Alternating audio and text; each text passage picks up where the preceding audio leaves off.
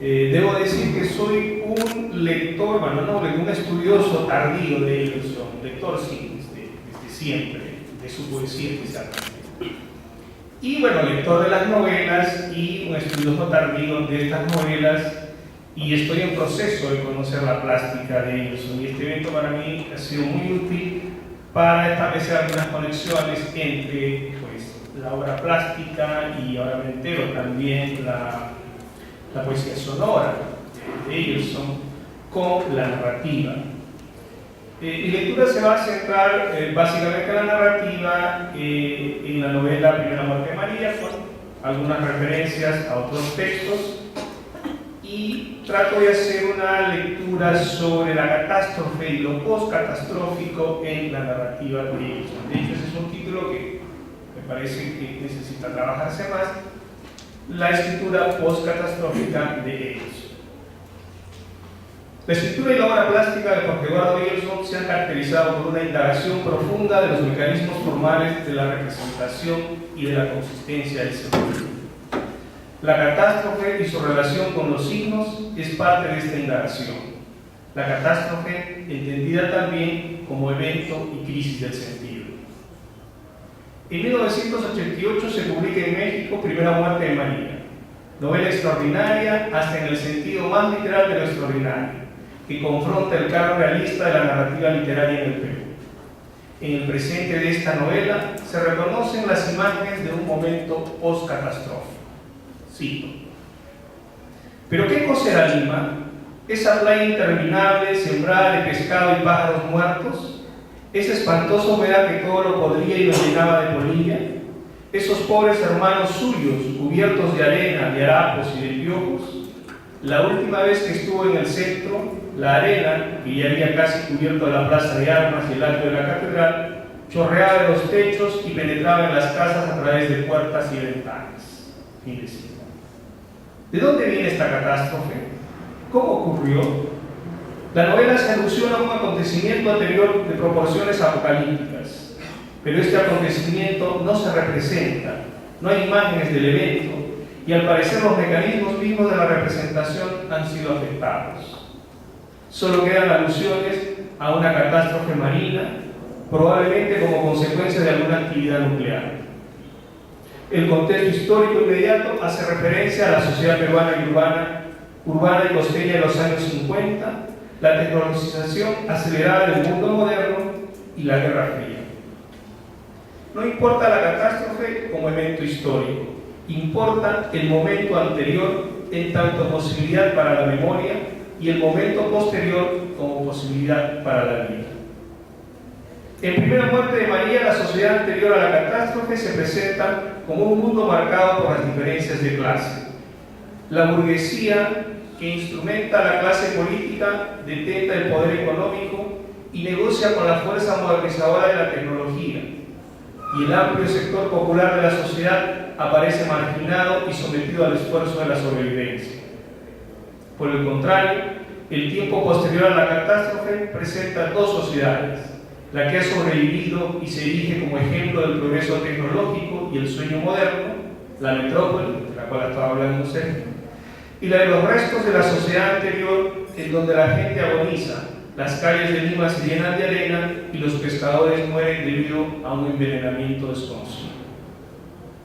¿Cuál es el signo de la catástrofe? ¿Por qué la catástrofe es catástrofe? ¿De dónde se deriva esta preocupación por la catástrofe en la escritura de Emerson? 1. La catástrofe en los signos.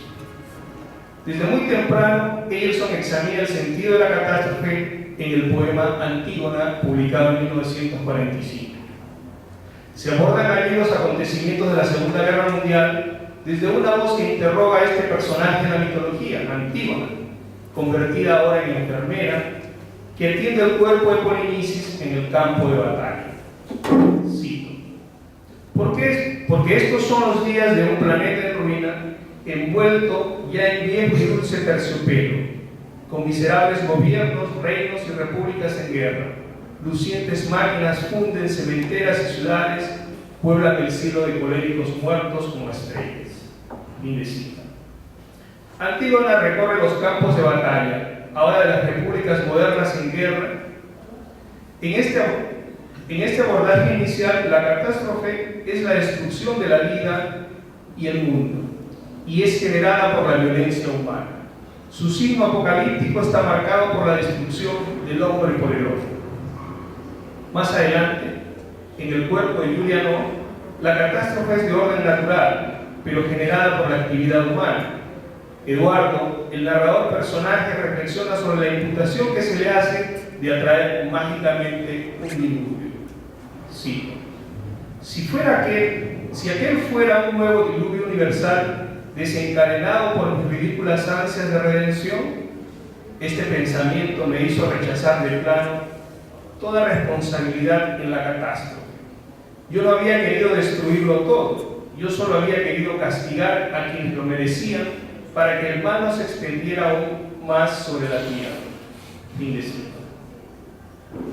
La catástrofe, que es el diluvio, implica la destrucción con función del orden natural. Tiene un sentido bíblico, y Eduardo, al igual que Dios en el diluvio y en Sodoma y Gomorra, solo quiere destruir el mal, no destruirlo todo. ¿Quién o qué podría destruirlo todo entonces? No hay respuesta. La responsabilidad de la destrucción total aparece entonces como un signo sin sentido, un umbral al que no alcanza Eduardo, pero que sirve para medir su poder de destrucción parcial. Él no lo estaría destruyendo todo. Sin embargo, esa catástrofe, el diluvio, que se escribe y representa en la novela, podría detenerse si él encontrase una razón suficiente para ello.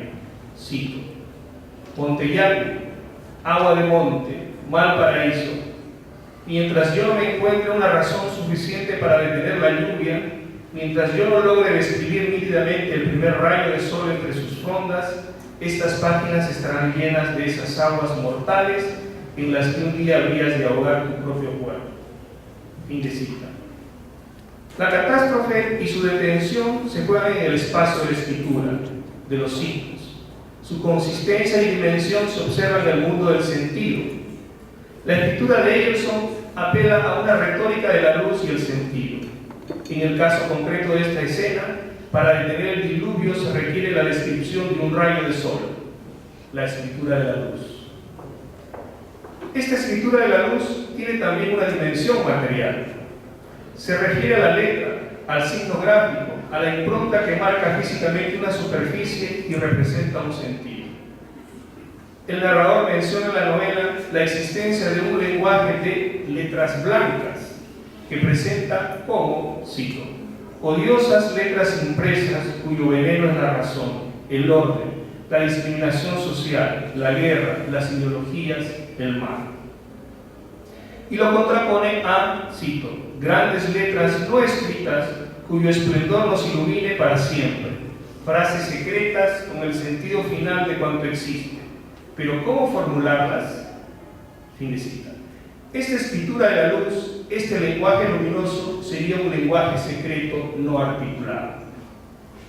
Así, una de las líneas discursivas del cuerpo de Julian O es la consistencia y las posibilidades del sentido, trascendiendo las ideologías y los discursos sociales, preocupación que se reconoce también en toda su obra plástica y escrita. Ante la insuficiencia de su propio lenguaje y con el deseo de alcanzar esa escritura luminosa, el narrador apela al saber de los antiguos peruanos, a una instancia de la producción del sentido que se presenta como un umbral entre el lenguaje, lo simbólico, y la vida real, la experiencia. Se refiere primero al lenguaje oral, fluido, inestable, que descubre, transfigura y crea, un lenguaje generador del mito, señala. Y por otro lado, se refiere a los escribas del templo, a los tipucamayos, que con sus gestos manuales, anudando cuerdas de colores, hacían nacer sistemas, estadísticas, registros y luego el poema. A tal punto que, cito, ninguna computadora de 20ª generación o posterior a ella podría descifrar, durante miles de años de incesante trabajo, lo que un solo nudo de color ocultaba en su seno impenetrable. En la brillante desnudez conceptual de aquellos gestos nacía la unidad fundamental de lo creado. Fin de cita. es la búsqueda del cuerpo físico en el lenguaje. Por un lado, la voz, la oralidad del mito como trabajo del cuerpo en el lenguaje, y por otro, los nudos de los tipos como trabajo de las manos, del cuerpo en el lenguaje. ¿No es esta una reflexión que apunta a la existencia de un lenguaje esencial de la imaginación? ¿No es esta la contraposición romántica que opone la imaginación a la razón?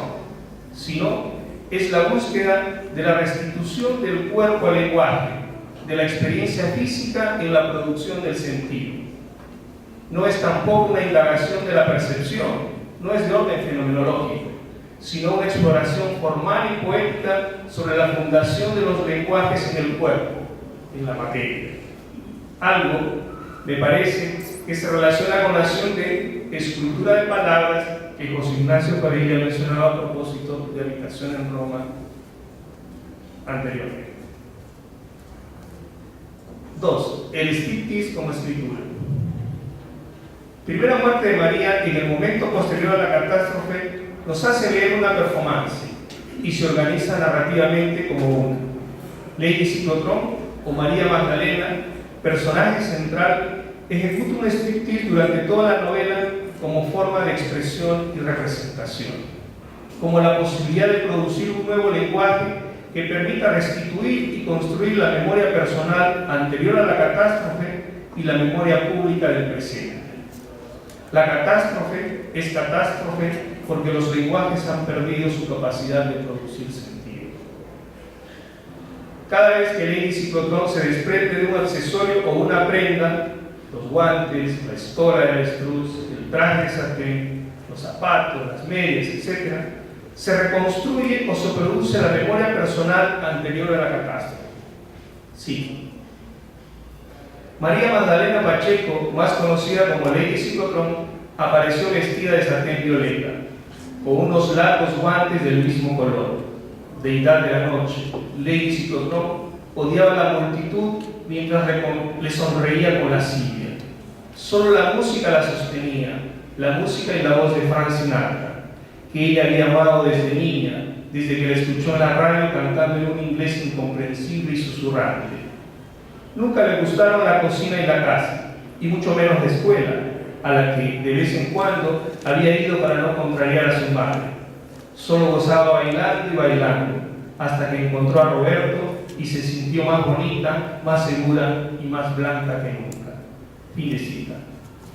Memoria de la infancia y la pobreza, la vida con la madre, las tareas de la casa, los primeros vestidos, y memoria del amor y el erotismo, la educación sentimental y erótica con Roberto y luego Pedro. Pero además de recuperar la memoria personal, ¿cuál es la gramática de este lenguaje de la performance? ¿Cómo se articulan sus signos? En su presentación, durante las noches en el Club California, Lady Ciclotrón se viste completamente de violeta, se maquilla de violeta y representa en su acto de desnudarse la pasión del Cristo morado que enloquece a la audiencia. La performance relaciona el placer con lo sagrado. El relato oficial de lo sagrado del tiempo precatastrófico sobre la procesión del Señor de los Milagros y el universo cristiano de la cruz se une a su raíz erótica primordial en el mundo postcatastrófico. Así lo explica en su relato sobre la producción de Primera Muerte de María el narrador que escribe los mismos diarios de la novela. Sí.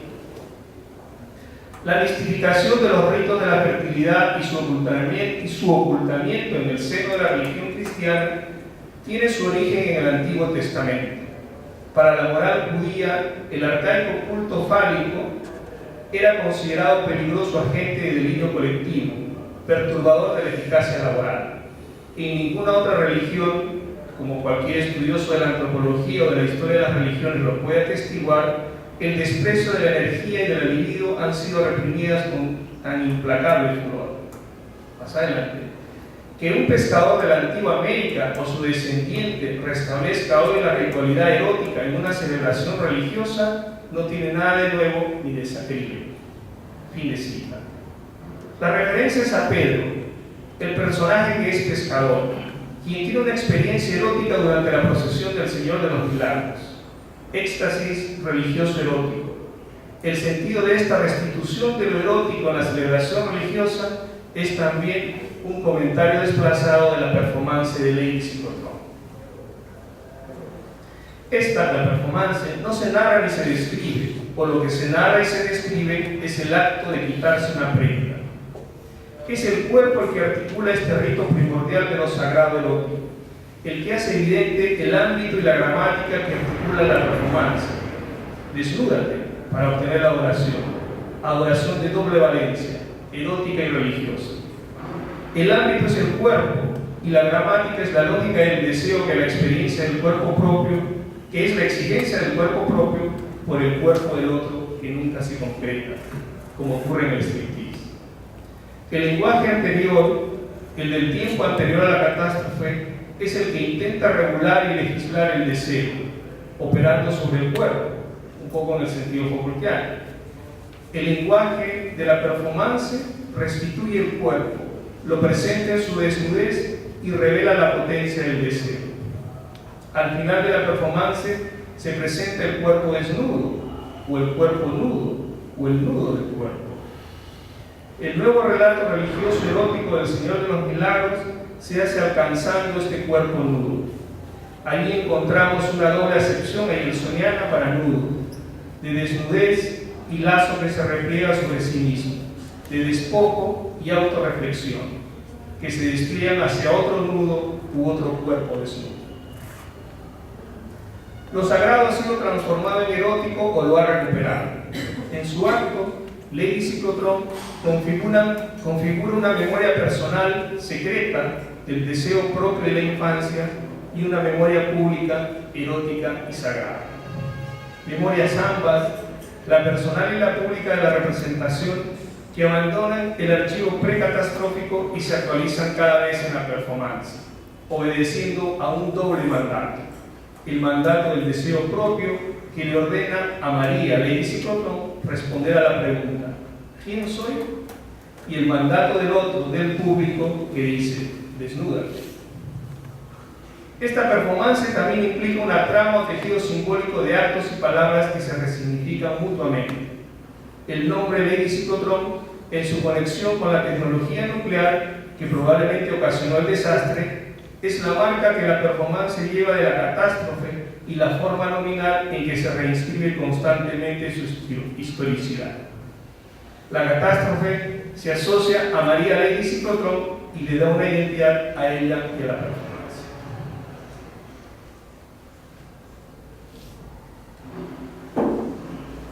3. La restitución del cuerpo muerto.